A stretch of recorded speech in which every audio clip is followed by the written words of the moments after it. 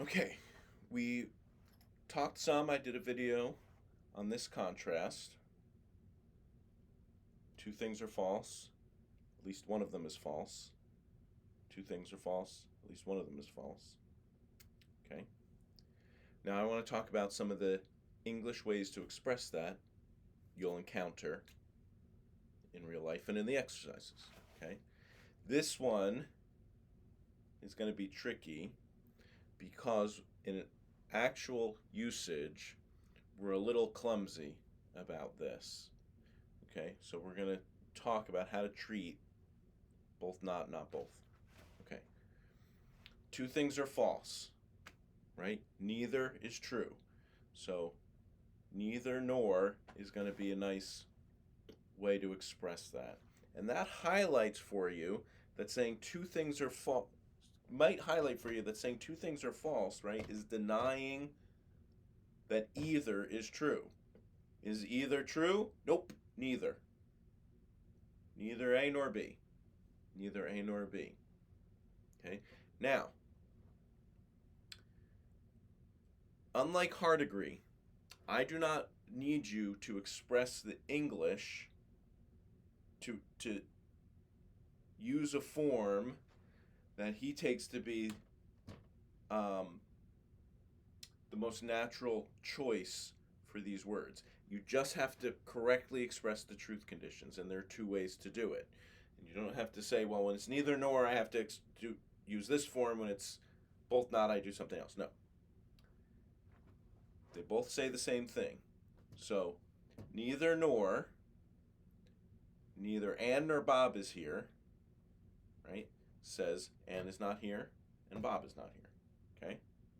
Neither Ann nor Bob is here. Ann is not here. Bob is not here. Right? So you have the both false expression. Right?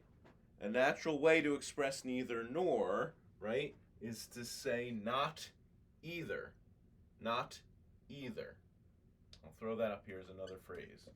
Not either. Okay? You might not see that exactly expressed, but that's what it's saying. Not either one is not true. Not either. Not A, neither A nor B. Do we at least have A or B? No. Both false. Okay? And hopefully this highlights for you this equivalence, not the other one that might look more equivalent to you, which we'll talk about over here on the other side of this dividing line. Okay? Neither Ann nor Bob is here. You can express this way. Not either one is here. You can express either way. Right? Both neither nor you can express either way. Both false. Both false. Both not. Both not. Both not. We are going to take. Don't take both not both are not equivalent. Ooh, that's a lot. Okay. Again, we're a bit clumsy about this in English. Usually, if someone used that expression, the Mets and the Dodgers did not both win, or if you said they both did not win, wait a minute.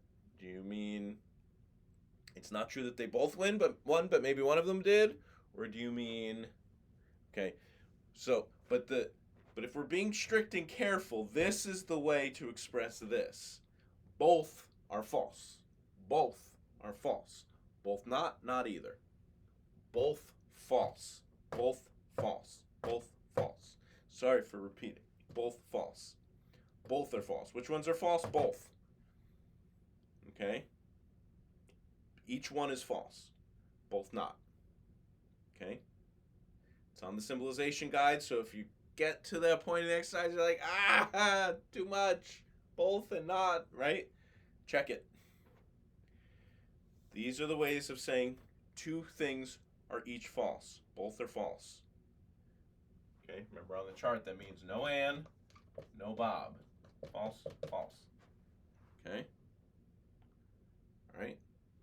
At least one of them is false, right? You could say one of them is false. You can say either Ann is not here or Bob is not here. Not A or not right. Missing one or the other. At least one or the other, right? This is not asserting that both are missing, although this is not asserting both are missing. Okay, one thing that might be tricking us up is the idea, right? Truth conditions. Some entail others. Some entail others. Just because their statements are different doesn't mean they don't have logical relationship. If this is true, if they're both not here, then so is this. If this is true, so is this, as we'll put it in terms of deductive logic. This entails that, but they're not the same. Because this only asserts, right? This is true under different conditions. This is true as long as one of them's gone. Not there, right? Then, in order for this statement to be true, both have to be missing. But indeed, if both are missing, then at least one is, right? So this entails that. All right, that's one thing that can throw us off. But they are different. They express different truth conditions. They're true under different conditions. If we made our chart, right, like we did with and or statements, right? And statements are true in one scenario and false in the other three. Or statements are true in 3 of the 4 scenarios, including the one where the and statement is true, right? If Ann and Bob are both here, then Ann or Bob is also true, right? But these are different statements. Both are not here. Both are missing. Both not. At least one. Okay? At least one. Not both. They're not both true. And so again, that highlights, right, that this statement that at least one is false is the negation of an and statement. And I want you to think about that, right? To negate an and statement is equivalent to an or statement, right? When you say, I don't think both of those things are going to happen, right? Let's say it's a prediction, right? All you're saying is one or the other is not. I don't think Shaq's going to make both these shots. You're not saying he's going to miss the first particularly, or that he's going to miss the second, but that he's going to miss one or the other, right? So to negate an and statement, right? Not both. And then you see the not both, not both. Now, be careful here. I'm illustrating that to try and make the wording make sense. But I've talked about word order. You can't think just in terms of word order. Oh, there's an and word. I'll throw that connector in and just follow the word order of English always. We'll see that especially with the arrow. But here it's intuitive, right? Are both true? No. Right? A negation, and this is a key thing about a negation. Right? Negation just says this is false.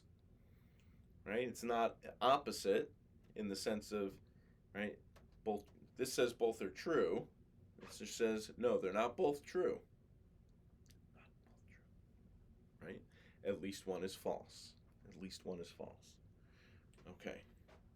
These are your common English expressions. As we encounter them in the exercises, I may point out how this is working. But you have to think, for any English statement you encounter, you have to think about truth conditions. You have to think about truth conditions and expressing them correctly. Okay, so we've reiterated this issue about the symbolization, but I also want you to get some of the English expressions. Okay, and this one's going to be tricky, especially because in common usage we're not as precise, but hopefully it makes sense that this is the more precise way to say two things are false, and this is the way to say they're not both true, i.e. at least one of them is false. All right, let's keep moving along. We're going to talk arrows, material equivalence, and we'll talk about the biconditional as well, which we didn't touch on much in Chapter 2.